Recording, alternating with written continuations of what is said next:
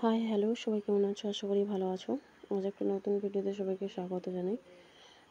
First কোশ্চেনে চলে যাই। বলছে অ্যারিস্টটলের মেটাফিজিক্স গ্রন্থটির প্রথম নাম কি? গ্রন্থটির প্রথম নাম হচ্ছে মেটাফিজিক্স গ্রন্থটির প্রথম নাম কি? ফার্স্ট ফিলোজফি এবং আদি ফিলোজফি। আদি দর্শন। ফার্স্ট ফিলোজফি এবং আদি দর্শন দুটোকেই বলা হয়। এবং এই মেটাফিজিক্স গ্রন্থটি মেটাফিজিক্স যে নাম বা আদি নামকরণটা প্রথম কিন্তু অ্যারিস্টটল করেননি। প্রথম আরও একজন দার্শনিক ছিলেন, যিনি নামকরণ করেছিলেন আদি মেটাফিজিক্স গ্রন্থটির। এবং মেটাফিজিক্স গ্রন্থে অ্যারিস্টটল প্লেটোর আকারবাদের সমালোচনা করেন এবং এই মেটাফিজিক্স গ্রন্থে চারটি কারণ সম্পর্কে বলেছেন। চারটি কারণ কি কি? না, উপাদান, নিমিত্ত, আকারগত এবং উদ্দেশ্য কারণ সম্পর্কে বলেছেন।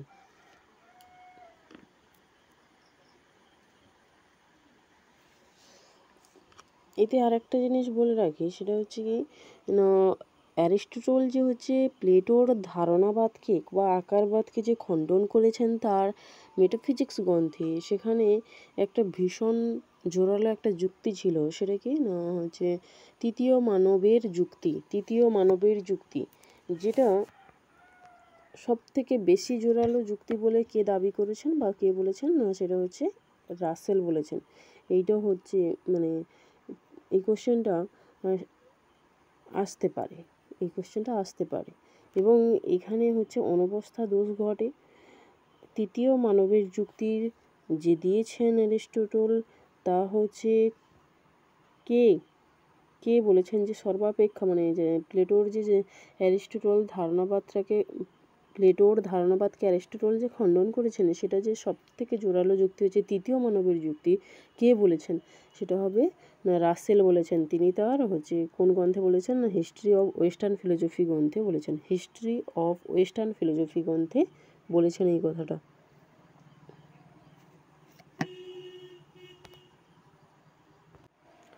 আচ্ছা, আর আমি যে বললাম যে অধিবিদ্যা অর্থাৎ মেটাফিজিক্স যে শব্দটা বা ফার্স্ট ফিলোজফি বা আদি দর্শন কথাটা কিন্তু অ্যারিস্টটল প্রথম ব্যবহার করেননি। প্রথম ব্যবহার করেছিলেন অ্যান্ড্রোনিকাস প্রথম এই শব্দটা ব্যবহার করেছিল তিনি, অ্যান্ড্রোনিকাস। পরে তিনি অ্যারিস্টটল এটাকে ব্যবহার করেছেন, তার বই লিখেছেন যে মেটাফিজিক্স গ্রন্থ। পরের কোশ্চেন আছে অধিবিদ্যা হচ্ছে সত্তার স্বরূপের বা শুদ্ধ সত্তার আলোচনা। অধিবিদ্যা হচ্ছে সত্তা স্বরূপের বা শুদ্ধ সত্তার আলোচনা। কে বলেছেন? এটা প্লেটো বলেছেন। প্লেটো।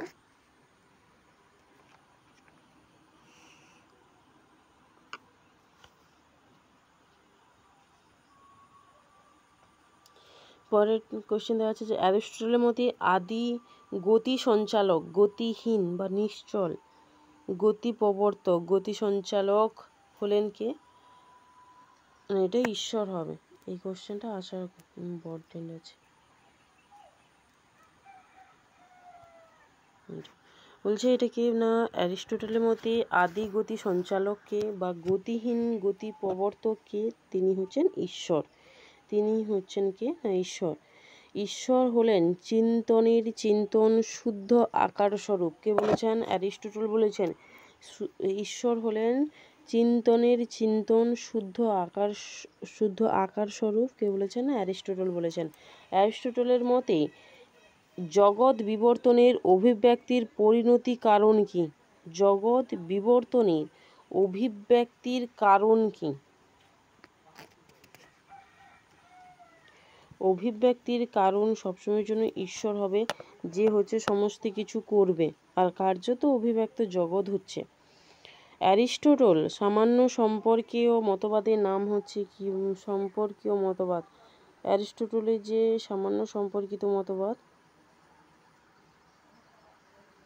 সামান্য সম্পর্কিত মতবাদ অ্যারিস্টটলের কিন্তু যেখানে অভিন্নতাবাদও অনেক সময় লেখা থাকে, সেটা অভিন্নতাবাদও হবে, তো এটা একটু খেয়াল রেখো।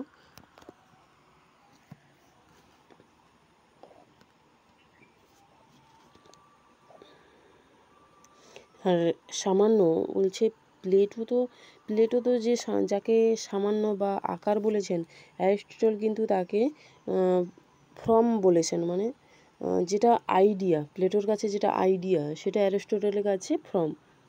দুজনের মধ্যে কিন্তু আলাদা প্রভেদ আছে, কারণ প্লেটোর মধ্যে কিন্তু যে বস্তুটা হচ্ছে সামান্যের প্রতিলিপি, প্লেটোর মতে বস্তু হচ্ছে সামান্যের প্রতিলিপি, কিন্তু অ্যারিস্টটল বলছেন যে সামান্য এবং বিশেষ মিলিত হয়ে বস্তু উৎপন্ন হয়, সামান্য এবং বিশেষ মিলিত হয়ে বস্তু উৎপন্ন হয়, এটা বলেছেন।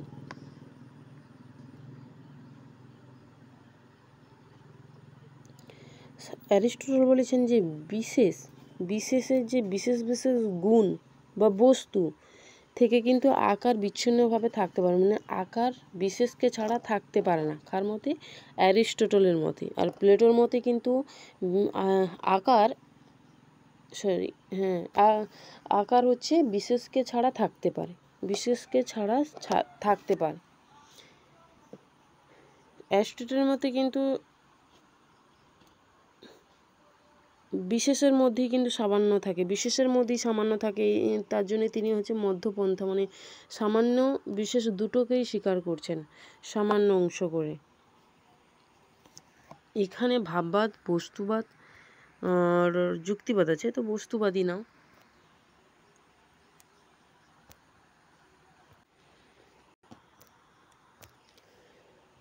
অ্যারিস্টটলের মতে উপাদানবিহীন আকার কি? অ্যারিস্টটলের মতে উপাদানবিহীন আকার কোনটি? আত্মা, ঈশ্বর, উদ্ভিদের তো আকার আছে, উপাদানও আছে। আত্মার শরীরে থাকলে তো তার আকার উপাদান থাকছে, তাহলে হচ্ছে ঈশ্বর। আচ্ছা, এইখানে একটু বলে দিই যে অ্যারিস্টটল কিন্তু দ্রব্য সম্পর্কে 3 প্রকার দ্রব্যের কথা বলেছেন। 3 প্রকার দ্রব্যের কথা কি না? ফার্স্ট হচ্ছে ইন্দ্রিয়গ্রাহ্য এবং অনিত্য, মানে যেটা বিনাশশীল, সেটা যেমন উদ্ভিদ, প্রাণী, এগুলো। আর হচ্ছে ইন্দ্রিয়গ্রাহ্য এবং নিত্য। প্রথম বললাম ইন্দ্রিয়গ্রাহ্য, মানে যেটা আমরা প্রত্যক্ষ করতে পারি, এবং হচ্ছে সেটা অনিত্য, যেমন উদ্ভিদ, মানুষ, এরা। ইন্দ্রিয়গ্রাহ্য এবং নিত্য সেটা কি? আকাশ। আর সবশেষে হচ্ছে অতীন্দ্রিয় এবং হচ্ছে নিত্য, অতীন্দ্রিয় এবং নিত্য, সেটা কি? সেটা হচ্ছে মানুষের নিত্য, আত্মা, ঈশ্বর, সব থেকে হলো ঈশ্বর। অ্যারিস্টটলের মতে 4 প্রকার কারণের মধ্যে মুখ্য 2টো কারণের কথা বলেছেন। কি? আকার এবং উপাদান। আকার এবং উপাদানের কথাটা বলেছেন তিনি, যে 4 প্রকার কারণের কথা বলেছেন। উপাদান কারণ, নিমিত্ত কারণ, উপাদান, আকার, নিমিত্ত, আর হচ্ছে কি না পরিণত। উপাদান, নিমিত্ত, আকার এবং পরম বা পরিণতি কারণ। যেখানে হচ্ছে তিনি 2টো কারণকে স্বীকার করেন, সেটা হচ্ছে উপাদান কারণ এবং আকারগত কারণ। আকারগত কারণ হচ্ছে ব্যক্ত, উপাদান কারণ হচ্ছে অব্যক্ত।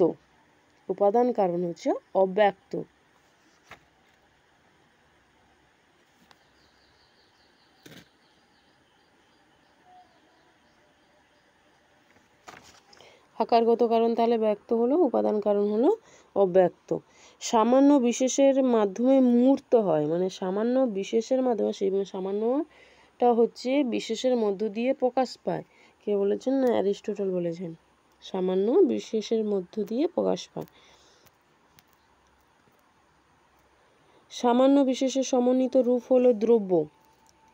এটা হচ্ছে অ্যারিস্টটল। অনেক জায়গায় সামান্য ও বিশেষের সমন্বিত রূপ কি সেটা ব্যক্তি দেওয়া থাকে, সেখানে আর দ্রব্য থাকে না, তখন ব্যক্তি কিনতে হবে। মুখ্য দ্রব্য অর্থে অ্যারিস্টটল কাকে বুঝিয়েছেন? মুখ্য দ্রব্য অর্থে কি বুঝিয়েছেন? মুখ্য দ্রব্যটা হচ্ছে কি না বিশিষ্ট মূর্ত পদার্থ। বিশিষ্ট মূর্ত পদার্থ কি কি? ক্ষিতি অব তেজ মরুত, ক্ষিতি অব তেজ মরুত যারা মূর্ত জড়বস্তু এবং তাদের দ্বারা গঠিত যাবতীয় বিশিষ্ট বস্তু বা বিশিষ্ট মূর্ত বস্তু যেগুলোকে দেখা যায়, সেটাই হচ্ছে মুখ্য অর্থ। মুখ্য অর্থটা কি অ্যারিস্টটলের মতে? না, মুখ্য অর্থ হলো যে দ্রব্য হলো কি বিশিষ্ট বস্তু, বিশিষ্টর মূর্ত বস্তু। বিশিষ্ট মূর্ত বস্তু বলতে যাকে দেখা যায়। এবার দেখা যায় মানে কি কি দিয়ে সেটা তৈরি হয়? ক্ষিতি অব তেজ মরুত, এই যে চারটা প্রাথমিক উপাদান, সেই প্রাথমিক উপাদান দ্বারা জড়বস্তু তৈরি হলো, যে জড়বস্তুটাকে আমরা দেখতে পারি বা দেখা যায়, এবং তাদের যাবতীয় যে মূর্ত বস্তু সমস্ত কিছু এই চারটা উপাদানের দ্বারা সৃষ্টি হয়েছে। তাহলে এখানে মুখ্য অর্থে দ্রব্য বলতে কি বোঝাবে? বিশিষ্ট মূর্ত বস্তু, বিশিষ্ট মূর্ত বস্তু। গৌণ অর্থে দ্রব্য বলতে কি না, গৌণ অর্থে দ্রব্য হলো জাতি এবং প্রজাতি, অর্থাৎ বস্তু শ্রেণী। বস্তু শ্রেণীর মধ্যে যে পার্থক্য, তাহলে বস্তু শ্রেণী তো হবেই, প্রাণী হবেই, জাতি প্রজাতি জাতি উপজাতি এগুলো সবই হবে। তৃতীয় মানবের যুক্তি। তৃতীয় মানবের যুক্তি কে দিয়েছেন? তৃতীয় মানবের যুক্তি কে দিয়েছেন? অ্যারিস্টটল দিয়েছেন। কিন্তু এটা সর্বাপেক্ষ জোরালো যুক্তি কে বলেছেন? এটা হচ্ছে তখন হবে রাসেল। কিন্তু যুক্তিটা দিয়েছেন কে? যুক্তিটা দিয়েছেন অ্যারিস্টটল। অ্যারিস্টটলের তৃতীয় মানব যুক্তি প্লেটোর ধারণাবাদের সর্বাপেক্ষা জোরালো যুক্তি। কে বলেছেন? রাসেল বলেছেন। প্লেটোর ধারণাবাদের বিরুদ্ধে অ্যারিস্টটলের সর্বাপেক্ষা গুরুত্বপূর্ণ যুক্তি কি না তৃতীয় মানবের যুক্তি। অ্যারিস্টটল কয় প্রকার কারণের কথা বলেছেন? 4 প্রকার। 4 প্রকার মধ্যে 2 প্রকার হচ্ছে খুব গুরুত্বপূর্ণ, যেটা হচ্ছে আকার এবং উপাদান। আকার হচ্ছে ব্যক্ত আর উপাদান হচ্ছে অব্যক্ত।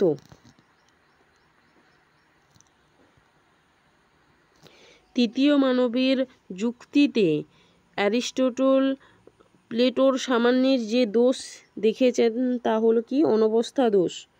বারবার একটার পর একটা যখন চলতে থাকে সেটা হচ্ছে অনবস্থা দোষ ঘটে। যেখানে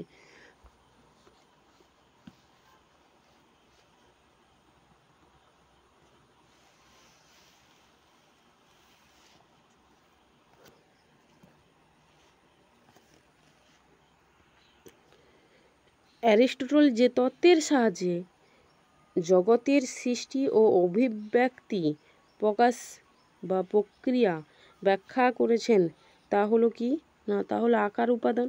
দুটো আকার উপাদানের সাহায্যে জগতের সৃষ্টি ও অভিব্যক্তি প্রকাশ করেছেন। আকার এবং উপাদান। উপাদান বললাম যেগুলো ব্যক্ত হয় অব্যক্ত হয়, কোনটা কি বললাম। অ্যারিস্টটলের মতে আকার হলো দ্রব্যের আকার হলো দ্রব্যের ব্যক্ত রূপ বা ব্যক্ত অবস্থা।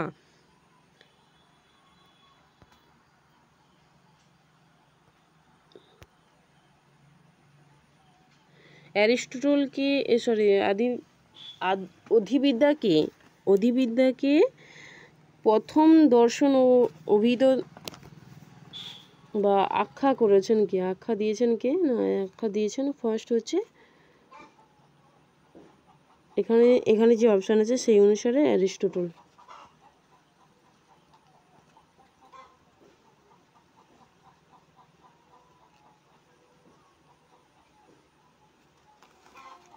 আর যদি এখানে অ্যারিস্টটল বা অ্যান্ড্রোনিকাস দেওয়া থাকতো, যদি প্লেটো বাদ দিয়ে ধরো অ্যান্ড্রোনিকাস আর অ্যারিস্টটল দেওয়া থাকতো, তাহলে কিন্তু অ্যারিস্টটল হতো না, অ্যান্ড্রোনিকাসই হতো। তো এখানে যেহেতু নেই সেহেতু এটা অ্যারিস্টটল হবে।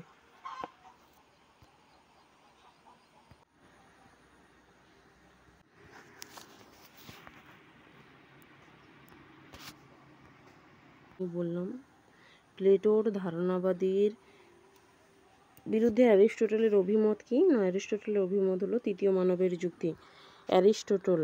অ্যারিস্টটলের ফার্স্ট ফিলোজফি বা প্রথম দর্শন, এটি কোন গ্রন্থের নাম না মেটাফিজিক্স গ্রন্থের নাম। এই তিনটে কিন্তু ওরই গ্রন্থে, মানে অ্যারিস্টটলের গ্রন্থ। আচ্ছা, কোন গ্রন্থে অ্যারিস্টটল 4 প্রকার কারণে উল্লেখ করেছেন? একটু আগেই বলেছি, না মেটাফিজিক্স গ্রন্থে পদার্থের যে অংশ থেকে কোনো কিছু উৎপন্ন হয় তাকে কি বলা হয়? পদার্থের যে অংশ থেকে কোনো কিছু উৎপন্ন হয় তাকে কি বলা হয়? তাকে বলা হয় উপাদান কারণ। তাকে বলা হয় উপাদান কারণ। আকারে যে আকার উপাদান কারণে আরোপিত হলে একটি বস্তু উৎপন্ন হয়। উপাদানগুলো আকারটা, তো সেখানে আকার আছে, দেখো আকার, তো সেহেতু আকারগত কারণ। গতি ও প্রযত্নের উৎসকে, এটা ভেরি ইম্পর্টেন্ট কোশ্চেন। গতি ও প্রযত্নের উৎসকে অ্যারিস্টটল কিরূপ কারণ বলেছেন? অ্যারিস্টটল কিরূপ কারণ বলেছেন? নিমিত্ত কারণ বলেছেন।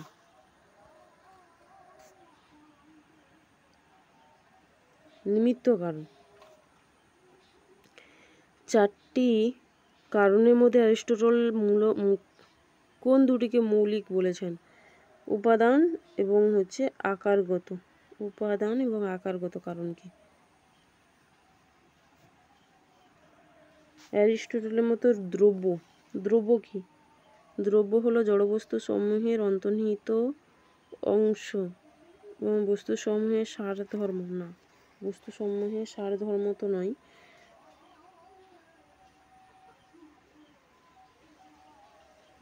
না, বস্তু সমূহের সাধর্ম হবে, কারণ মানুষের মনুষ্যত্ব জিনিসটা স্বীকার করবে, কিন্তু তিনি বলবেন যে মানুষের মধ্যে থাকে, এটা বলবেন, তো এটা ডি হবে।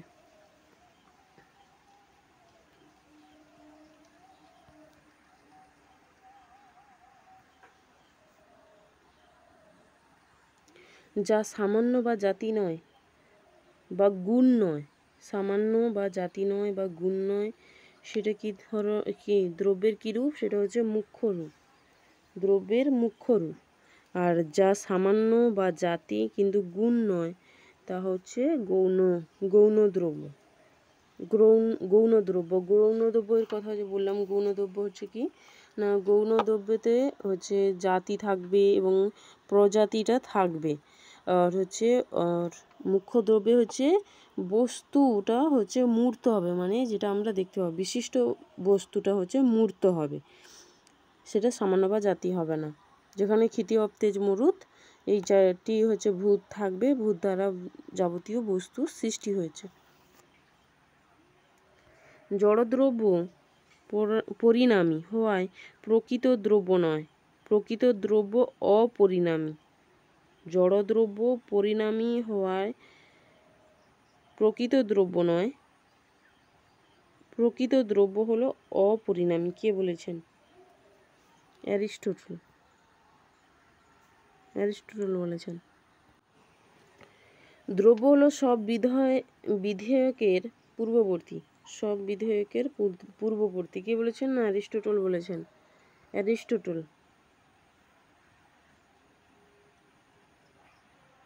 অ্যারিস্টটল বলেছেন। আকার উপাদানগত থেকে কীরকম কোশ্চেন হতে পারে, যে সেটার মধ্যে চলে যায়। বলছে যা পরিবর্তনের আধার, সব কিছু সম্ভাবনা। অ্যারিস্টটল তাকে কি বলেছেন? সব কিছু সম্ভাবনা।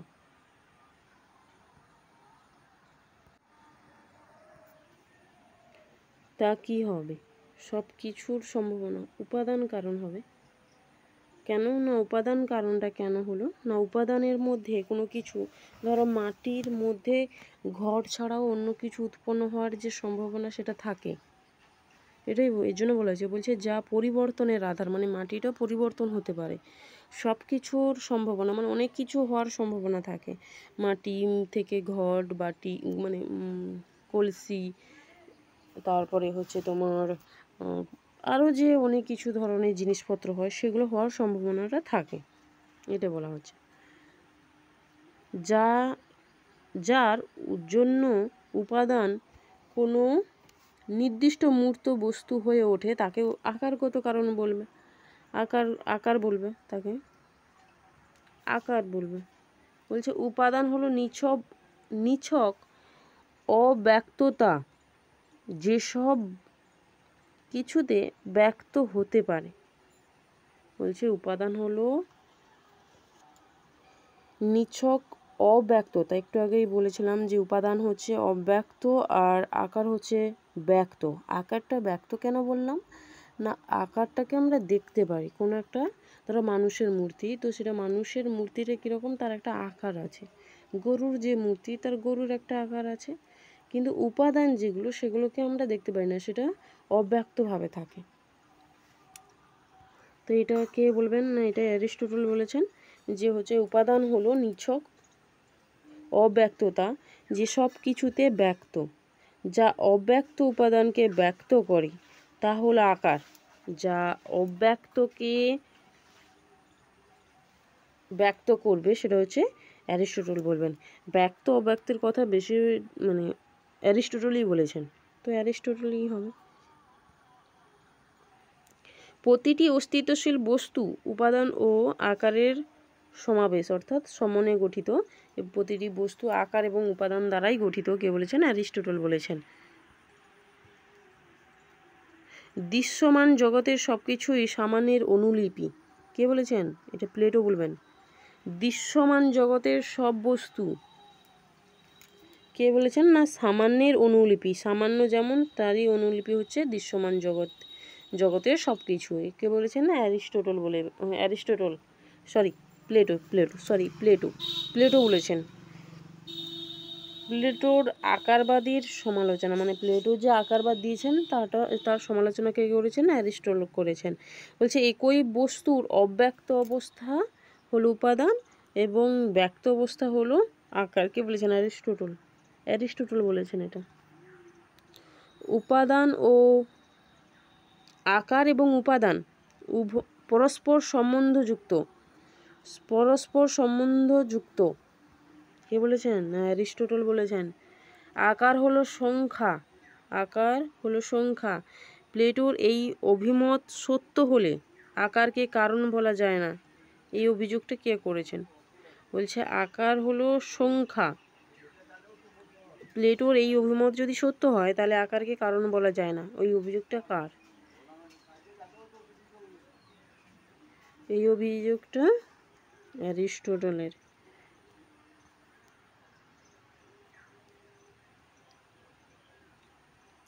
বিশেষকে বাদ দিলে সামান্য থাকতে পারে না। বিশেষ ঘোড়াকে বাদ দিয়ে সামান্য ঘোড়া থাকতে পারে না। কিন্তু প্লেটো মনে করেন যে সামান্য ঘোড়ার অস্তিত্ব আছে। সামান্য যে ঘোড়াত্ব, অর্থাৎ ঘোড়ার যে ঘোড়াত্বটা, মানুষের যে মনুষ্যত্বটা, ওটা হচ্ছে তার অস্তিত্ব আছে কোথায় না, অতীন্দ্রিয় জগতে আছে। কে বলেছেন না, প্লেটো বলেছেন। তো এটা কে বলবেন না, এটা বলবেন যে অ্যারিস্টটল বলবেন, কারণ ধারণা বিশেষকে ছাড়া ধারণা থাকতে পারে না। এটা হচ্ছে অ্যারিস্টটলের মত। আচ্ছা, যদি বলা হয় বৈজ্ঞানিক যুক্তির আবিষ্কার কে করেছেন, তখনও কিন্তু অ্যারিস্টটল হবে। নিকোমেনিয়ান এথিক্সও অ্যারিস্টটলের। আচ্ছা,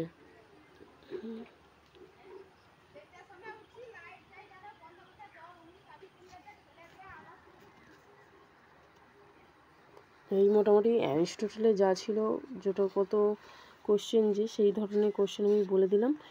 আচ্ছা, এরপর মধ্যে ইম্পর্টেন্ট যেমন ধরো যদি বলি, তাহলে আকার উপাদানটা এবং হচ্ছে কার্যকারণ যে তত্ত্ব কোন বইতে আলোচনা করেছেন অ্যারিস্টটল, এবং সেটা এই যে আকার এবং উপাদান দুটোকে একসঙ্গে বললাম, কোনটা অব্যক্ত কোনটা ব্যক্ত, এটা। তারপরে অ্যারিস্টটলের মধ্যে দ্রব্য কয় প্রকার, দ্রব্য কী কী, এবং তার মধ্যে এক্সাম্পলগুলো মনে রাখতে লাগবে। আর কারণ কয় প্রকার ও কী কী কারণ, বা সিকোয়েন্সটা কারণের। আচ্ছা, আর অধিবিদ্যাটা সবথেকে, অধিবিদ্যা নয়, আদি দর্শন যে শব্দটা, মেটাফিজিক্স শব্দটি, এই শব্দটা প্রথম কে ব্যবহার করেছিল সেটা একটু মনে রেখো। আর তৃতীয় মানব যুক্তি কে সর্বাপেক্ষা জোরালো বলেছিল এবং কে দিয়েছিল, কার বিরুদ্ধে দিয়েছিল, এগুলো মোটামুটি করলেই হবে।